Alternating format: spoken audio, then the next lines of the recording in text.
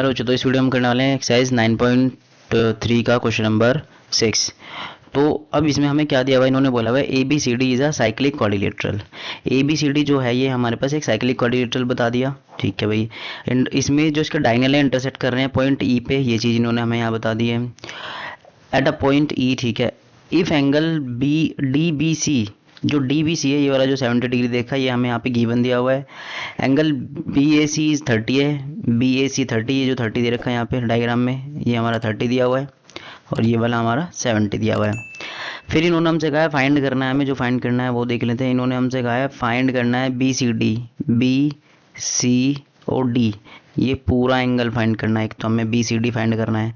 दूसरा इन्होंने हमसे कहा है एक एंगल हमें फाइंड करना है अगर हमारे पास ए बी बराबर है बी सी के, ए बी बराबर इन्होंने हमें बी सी दी हुई है। फिर इन्होंने कहा है ई सी डी भी फाइंड करो, ई सी डी सिर्फ ये वाला इतना वाला पार्ट भी फाइंड करना है, तो पूरा भी करना है और इतना वाला पार्ट भी फाइंड करना है। तो चलिए भाई, जो इन्होंने हमें गिवन दिया है और जो फाइंड करना है उसके अकॉर्डिंग जो बनता है वो हम यहाँ पे लिख लेते हैं। तो सबसे पहले गिवन वाला पार्ट लिखते हैं। गिवन में हमें दे दिया है जो A B C D is a cyclic quadrilateral, is cyclic quadrilateral.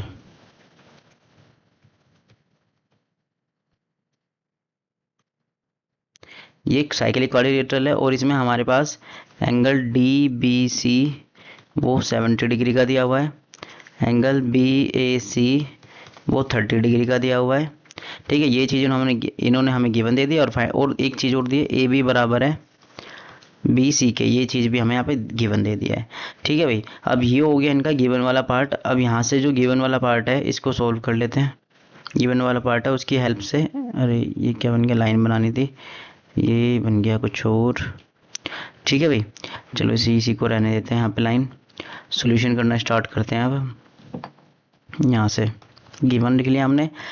अब देखो हमें जो फाइंड करना है वो चीज़ यहाँ पे हमें देखनी है। अब हमें यहाँ पे देखो, सबसे पहले मैं यहाँ पे लिखता हूँ जो हमारा एंगल है, जो गिवन है हमारा एंगल डी बी सी, वो हमारा इन्होंने 70 दिया हुआ है। ठीक है भाई, और हमारे पास जो एंगल है ना, एंगल हमारे पास क्या बोलते हैं, हमें चाहिए B C D, B C D चाहिए। उसके लिए हमें क्या फाइंड करना पड़ेगा, देखो पहले सबसे पहले उसके लिए हमें ये वाला एंगल भी फाइंड करना पड़ेगा। तो यहाँ पे मैं लिखता हूँ जो हमारे पास डी ए सी है वो बराबर है एंगल डी बी सी के। अब ध्यान से देखो, मैं ये वाली थ्योरम यूज़ कर रहा हूँ, यहाँ पे बना के बताता हूँ। जो सेम सेगमेंट में एंगल बनते हैं वो आपस में क्या होते हैं, इक्वल। देखो यही वाला पार्ट बन रहा है यहाँ पे, ये डी सी पे ही बना हुआ है, ये वाला पार्ट भी, ये वाला एंगल भी और ये वाला एंगल भी, तो ये आपस में इक्वल है। तो यहाँ पे रीजन लिख दूंगा मैं, angle in the same segment, angle in same segment. ठीक है, angle in the same segment. तो यहाँ पे हमारे पास डी ए सी जो है वो आ जाता है तुम्हारा 70 डिग्री का। ये हमें यहाँ पे फाइंड कर दिया, इसकी हेल्प पड़ेगी इसलिए। ठीक है, अब हमने देखा कि जो एंगल ए है, या फिर पूरा नाम ही लिख लेते हैं हम, जो एंगल यहाँ पे लिखता हूँ मैं, एंगल डी ए बी जो है और plus angle B C D जो है वो बराबर है 180 के। अब ध्यान से देखो, ये जो क्वाड्रिलेटरल होता है, यहाँ पे बनाता हूँ मैं, इधर देखो यहाँ पे एक साइक्लिक क्वाड्रिलेटरल है ये, इसकी ये अपोजिट एंगल है। अपोजिट एंगल का सम 180 होता है, तो यहाँ पे लिख सकते हैं opposite angle of cyclic quadrilateral. ये हमारा है साइक्लिक क्वाड्रिलेटरल, ये इसका रीजन हो गया। ठीक है भाई, अब तो यहाँ पे हमारे पास जो डी ए बी है, जो डी ए बी है वो हमारे पास आता है 70 प्लस 30। डी ए बी देखो, जो डी ए बी है ये हमारा 70 निकल के आया, 70 प्लस 30 तो आता है ये दोनों को प्लस करके। फिर प्लस हमारा बी सी डी जो है वो हमें यहाँ पे फाइंड करना है, B C D equal to आ जाएगा 180, और इन दोनों को प्लस करा, यहाँ पे 100 हो गया, plus angle B C D equal to 180। अब देखो यहाँ पे हम नाम भी लिख सकते थे, इन दोनों को ब्रेक करके जो मैंने यहाँ लिखा है ना, यहाँ पे नाम के साथ भी लिख सकते थे। जो हमने फाइंड करा 70 और वो वाला 30, ऐसे प्लस करके भी मैं यहाँ पे लिख सकता था, पर मैंने यहाँ डायरेक्ट लिख दिया है। ठीक है, अभी 100 को उधर भेज देंगे माइनस का, तो एंगल बी सी डी जो हमारे पास आ जाएगा 180 माइनस 100, तो एंगल बी सी डी जो आ जाएगा वो आ जाएगा तुम्हारा 80। अब पहला पार्ट हमारे पास सोल्व हो गया जो हमें फाइंड करना था। बी सी डी, देखो सबसे पहले तो हमें यही फाइंड करना था ना, बी सी डी, ये हमने यहाँ पे फाइंड कर दिया। अब देखते हैं नेक्स्ट पार्ट। नेक्स्ट पार्ट में इन्होंने हमसे कहा है कि भाई हमें फाइंड करना है ए बी अगर बी सी के बराबर तो ई सी डी बताओ, भाई ई सी डी बताओ कितना है। तो यहाँ पे हम लिखेंगे ए बी जो है बराबर है बी सी के। तो इसका मतलब ध्यान से देखो, ए बी सी जो ए बी बराबर है बी सी के, यहाँ पे लिख देता हूँ इन ट्राइंगल ए बी सी में ये जो ट्राइंगल बन रहा है ध्यान से देखो, इस तरीके से जो बना हुआ है ए बी सी, इसमें ये वाली साइड बराबर है तो इसके अपोजिट एंगल भी आपस में क्या होंगे, बराबर होंगे, क्योंकि आइसोस्केल ट्राइंगल है। ठीक है भाई, तो ये यहाँ से मैं हटा देता हूँ।